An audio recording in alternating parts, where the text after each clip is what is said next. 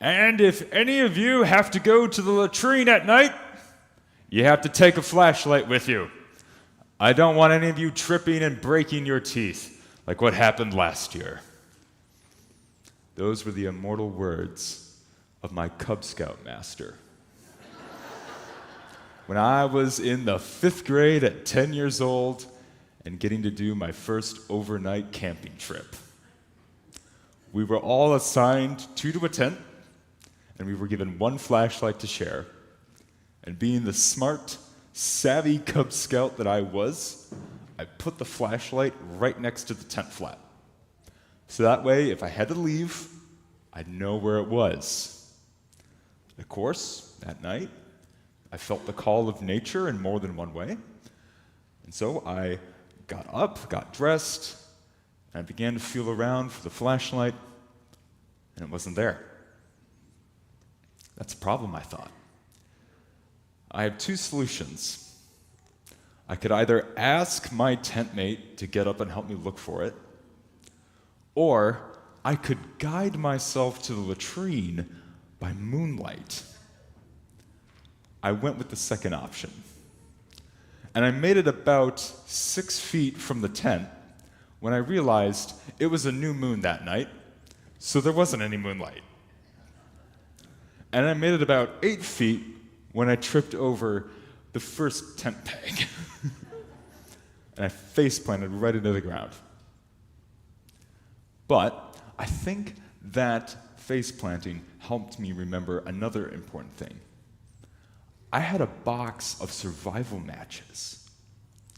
And so, why do I need a flashlight when I can just army crawl on the ground, and if I think I'm getting near a tent peg, illuminate the ground and navigate like that? And so, a grand journey of 20 yards covered in about 22 minutes at 17 matches, I successfully navigated the campground and made it back to my tent. And as I was getting into bed, back into my sleeping bag, I heard my tent mate get up. And I thought, well, he's probably going to make his own journey. I should probably let him know. But before anything else happened, I heard a click, and a bright, high-energy beam of light erupted. And I realized what had happened. I had asked him, "Where did you get the flashlight?"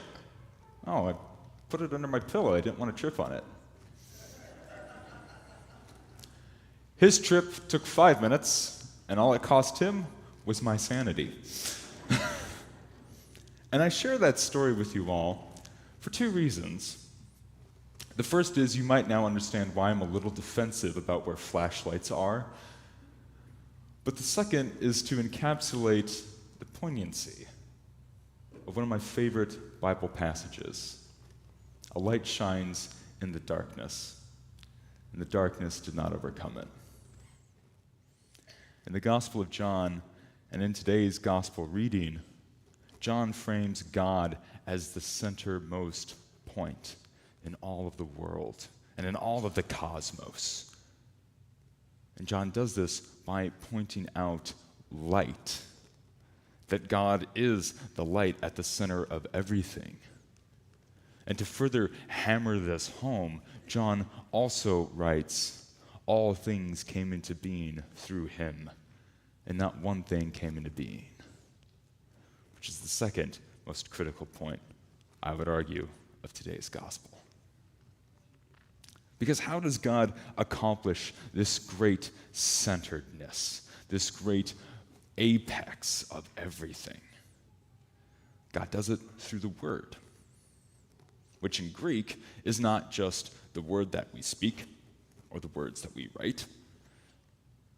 No, the Greek word for word is logos, which is thought, logic, the ability to think, to comprehend, to rationalize, to come up with new ideas, like how to navigate a campground. but it's also how we build and forge relationships. Thinking, understanding, communicating. That's how we forge relationships. We build a community. We start a town, a village, a city.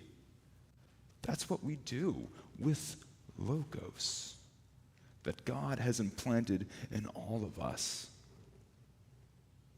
And what's more, with the ability to think, we have the ability to live. For God is also life. And not just the life that thumps and bumps in your chest, but it's the life that you live as an individual, with how you love your neighbors, your spouse, people you see on the street. It's also in the experiences that you have, your memories, your senses, what you like and dislike. That is also God working through you, connecting you back to that great centeredness that John points to in God.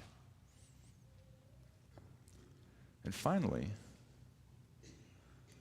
there is also that great belief that we all share, that God is the ultimate. There is nothing that has come into this universe that hasn't come through God. God is that great unifying factor that connects all of us together. It connects us to that wonderful seed growing in the soil. It connects us to the beasts of the field, the birds of the air, the fish in the sea. All of life revolves around God. All of matter revolves around God. It's incredible to think about. And it's a marvel to behold that no matter what we do, say, or act, or believe, there is nothing that is going to separate us from that interconnectedness, that central light that is God. And that's a great blessing to hold on to, especially as we've entered into a new year. I'm always a little concerned about New Year's, and not just because of how much eggnog I've drank the weeks before. I'm concerned about New Year's because I don't know what's coming up. I don't know what the new year has in store, and I suspect I'm not alone in that. It kind of makes me anxious. It fills me with a little fear. And also, this world is a world of darkness. And we're constantly bombarded with messages of concern or fear or uneasiness or uncertainty. I take a look at the world with the news about Ukraine and Russia, Iran and its people, the US and Venezuela, and I still feel that uncertainty, that squirminess about what 2026 has in store for all the world. And I guess I'm not alone in that. But still, there is one thing that connects us all. And that's God, who is at the center of everything, who remains unconquered, who remains untaken away from, who remains still at the center of everything, where everything comes into being through God and not one thing has come into being. And how do I know all that? A light shines in the darkness, and the darkness has not overcome it. Amen.